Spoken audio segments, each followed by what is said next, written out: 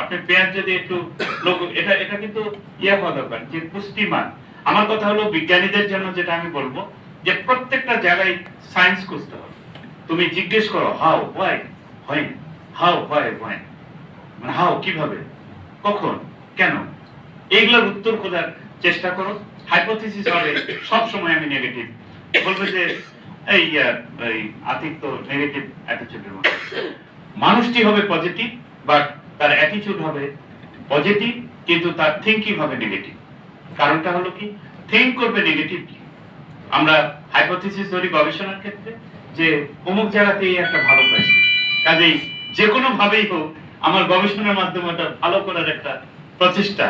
Not like that, একদম উল্টা। যে আফ্রিকাতে ওই অমুক পেঁয়াজটি অনেক ভালো, বাংলাদেশে আমি বললাম তো এটা আফ্রিকাতে হয়েছে, বাংলাদেশে হবে না। প্রুভ ইয়োরসেলফ যে এটি হয়, প্রুভ করে দেখো যে না, স্যালুট করি, আফ্রিকাতে হয়, বাংলাদেশেও হয়। What are the reasons behind, পিছনের কারণগুলো কি? এটি হলো বিজ্ঞান চর্চা। আমি আতিককে বলবো এভাবে শিখে আসবা, এবং তাহলে মনে হয় যে আমি কিন্তু আমাকে জিজ্ঞেস করে করে শিখছি। 2006 সালে এই জয়নাল শ্রমিককে নিয়ে আমি ওই মাঠে বসে আদা, মতিউর রহমান স্যার আমাদের ডাইরেক্টর রিসার্চ ছিল, উনি আমাকে বলছে যে আমি তোমাকে সিলেক্ট করেছি প্রধানমন্ত্রী স্কলারশিপ দেব। কেন স্যার? বলছে যে আদার এই যে রাইজম রট, এটা নট কিউরেবল, তুমি আইডেন্টিফাই করো যে কজাল ইয়েটা কি, আইডেন্টিফিকেশন। আমি বললাম স্যার এটা তো কঠিন।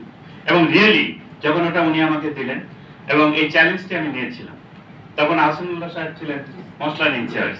তো আমি তখন বললাম আমি চ্যালেঞ্জ দিতে পারি সব সময়, যে কোনো জায়গায় আমি চ্যালেঞ্জ দিতে পারি, আমি আনবায়াসডলি আমি থিঙ্ক করতে পারি। তো তখন এসে আমি বললাম ঠিক আছে, চ্যালেঞ্জটা নিলাম। আদা পচে যায়, রাইজম রট পচার, এবং প্যাথোলজিস্টরা মনে করে যেটা রট, ফাঞ্জিসাইড দিয়ে যাচ্ছে, but problem is there, problem is in the field. এটা কিন্তু স্টিল এখনো আমার থিসিসটি কেউ কি পড়েছে, ছোট্ট একটা thesis, but it was a wonderful thesis আমি মনে করি।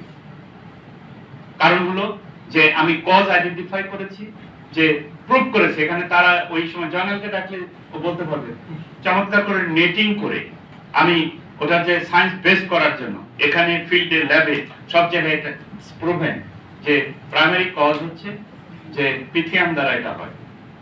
এবং পরবর্তীতে যদি পানি হয়, পানি যদি বদ্ধ হয়ে থাকে, তাহলে ব্যাকটেরিয়া মাটিতে এটি ওই রুট সিস্টেম যে আছে, যার মাধ্যমে পানিটা নেয় প্ল্যান্ট, এই রুটের ভিতরে ঢুকে পড়ে। যখন পানি বদ্ধ হয়ে যায় তখন মাটিতে ব্যাকটেরিয়াগুলো তখন ওই মূল রুমের ভিতরে ঢুকে পড়ে, ঢুকে ফার্স্ট আগে গোড়াতে যে ভাস্কুলার বান্ডিল সেটিকে অ্যাটাক করে। আমি প্রুভ করেছি, আমি পড়তে বলবো, সবাইকে পড়তে বলবো যে জুলফিকার এটা তুমি পড়বা, তুমি এন্টোমোলজিস্ট, তুমি এটা পড়বা। ভাস্কুলার বান্ডিলকে অ্যাটাক করে ব্লক করে দেয়, ফলে translocation of water from soil to upward এটি কিন্তু বন্ধ হয়ে যায়, আস্তে আস্তে নেতিয়ে পড়ে আদার গাছটি।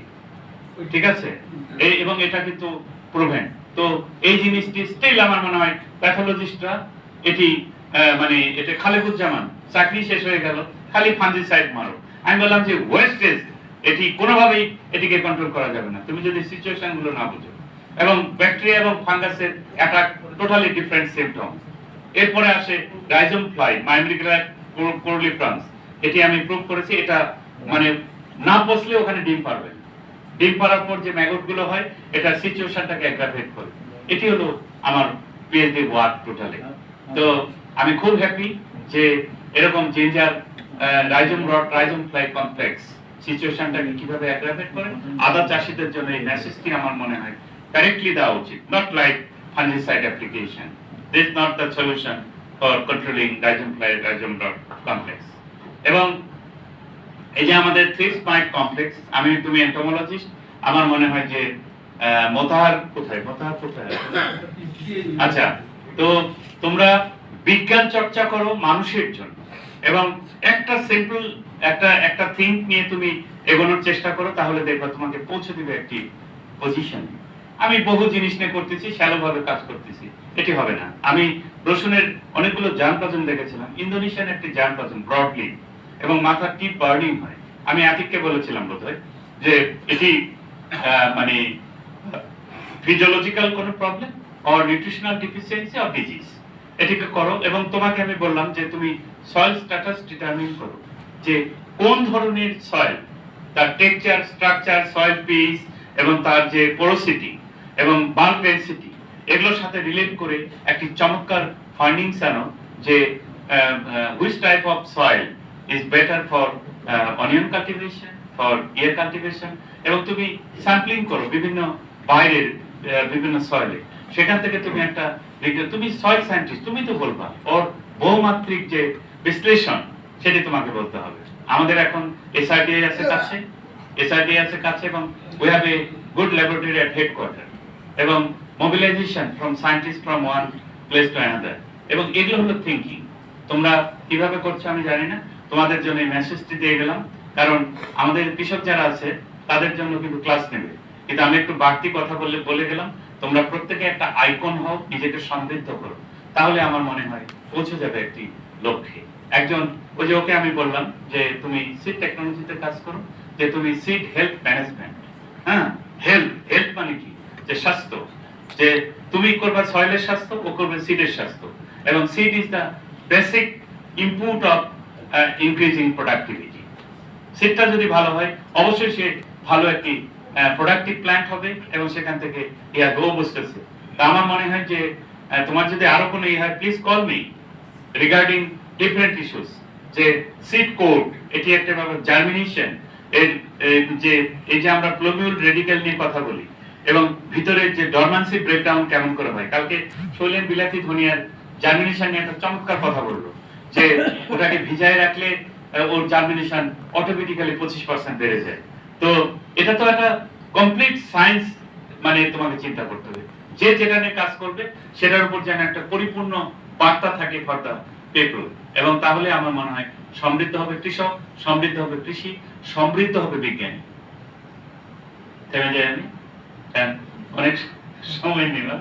তো আজকে এই যে গ্রীষ্মকালীন পেঁয়াজের যে উৎপাদন কৌশল, হ্যাঁ ঠিক আছে, তো একটা বাল্ব আপনি সোজা করে লাগাইছেন একরকম, ওটা যদি একটু বাঁকা করে লাগান তাহলে কিন্তু আরেক রকম হতে পারে। আবার যে দূরত্বে লাগাতে বলা হয়েছে, ওই দূরত্ব যদি মেনটেন না করেন উৎপাদন কমে যাবে। এর কারণ আছে, বহু কারণ আছে, ঠিক আছে। আপনার ব্যালকনিতে বারান্দায় একটা টবের মধ্যে একটা গাছ রাখছেন, ওর মাথা কিন্তু বাইরের দিকে যাওয়ার চেষ্টা করবে, কারণ কি, ও আলো খুঁজবে, ঠিক আছে। এই যে বিষয়গুলো, এটা বিজ্ঞান, কিন্তু এটা বিজ্ঞান, আমরা বিজ্ঞান চর্চা করি, এবং বিজ্ঞানী সমৃদ্ধ করে কিন্তু আমাদের ভাবনাকে, তাই না?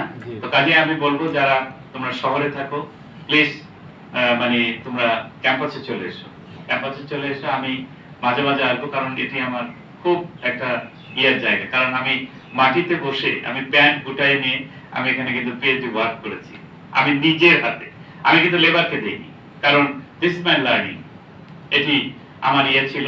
এবং আমার মনে হয় যে বই পুস্তক লাগবে না, আমি ইয়ের উপরে আমার ecological condition and ginger and turmeric, এবং আমি দেখছি রোমানারা ছিল, তো আমি যে ডেভেলপমেন্ট গুলো দেখেছি আমি কিন্তু গল্পের মতো করে বলতে পারবো, ঠিক আছে। তারপরে সাইদা বেগমের সে আম্বেল, নূর আলমদের কাছ থেকে কিছু শেখা, কিছু জিনিস, পলিনেশন, এটা ওটা, ও মাঝে মাঝে গল্প করে আমার সাথে। আপনারা সকলে ভালো থাকবেন, এবং আমাদের মশলার বিজ্ঞানীরা আপনাদের কল্যাণে নিবেদিত, এটি আপনাদের প্রতিষ্ঠান, এবং নিশ্চয়ই বারবার আপনাদের ডাকবে, আপনারা ডাকে সাড়া দিবেন, আসবেন, এবং সকলে মিলে কিন্তু সম্মিলিত প্রয়াসে আমরা এই মশলা ফসলের জাত উন্নয়ন, প্রযুক্তি উন্নয়ন এবং আমাদের এগুলো ব্যবহারের মাধ্যমে আমাদের দেশের মশলা ফসলের যে উৎপাদন বৃদ্ধিতে আমরা ভূমিকা রাখবো। এবং আমাদের যদি আমদানি নির্ভরতা কিছুটা হলেও কমে, তাহলে সমৃদ্ধ হবে আমাদের জাতীয় অর্থনীতি। আপনাদের সকলের উপস্থিতিতে আজকের আয়োজনটি অনেক সুন্দর হয়েছে, আপনারা সময় দিয়েছেন, এবং আপনাদের সামনে কিছু কথা বলতে পারার যে সুযোগটি আমি পেলাম, নিজেকে ধন্য মনে করছি। আপনারা সকলে ভালো থাকবেন, এবং ঈদের আগে আপনাদের সাথে আর দেখা হবে না, কারণ আজকে 5 তারিখ, আর কয়েকদিন পর ঈদ, পবিত্র ঈদের ফিতরের আগাম শুভেচ্ছা, এবং নববর্ষ বাঙালি কৃষ্টি কালচারের একটি অবিচ্ছেদ্য অংশ। তো 14 এপ্রিল পয়লা বৈশাখ আপনারা নাতিপতি, ছেলে মেয়ে সবাইকে নিয়ে এটি এনজয় করবেন, তাই না? কাজে মায়ের ভাষায় কথা বলতে পারা এবং ওই মাসটিকে উদযাপন করতে পারা আরেকটি আনন্দ। সকলে ভালো থাকি, ভালো থাকবেন তা বলিনি, কিন্তু সকলে ভালো থাকি, পুরুষ এবং মহিলা একসাথে আমরা একটি সুন্দর পরিবার গড়ব, একটি দেশ গড়ব এবং স্বপ্ন দেখব আগামী প্রজন্মের জন্য নতুন একটি পৃথিবী। সবাই ভালো থাকবেন, সবার জন্য থাকলো পবিত্র ঈদ উল ফিতরের শুভেচ্ছা, ঈদ মোবারক। এবং এর সাথেই আমি আজকে এই প্রশিক্ষণ কর্মসূচি শুভ উদ্বোধন ঘোষণা করছি। জয় বাংলা, জয় বঙ্গবন্ধু, বাংলাদেশ চিরজীবী হোক।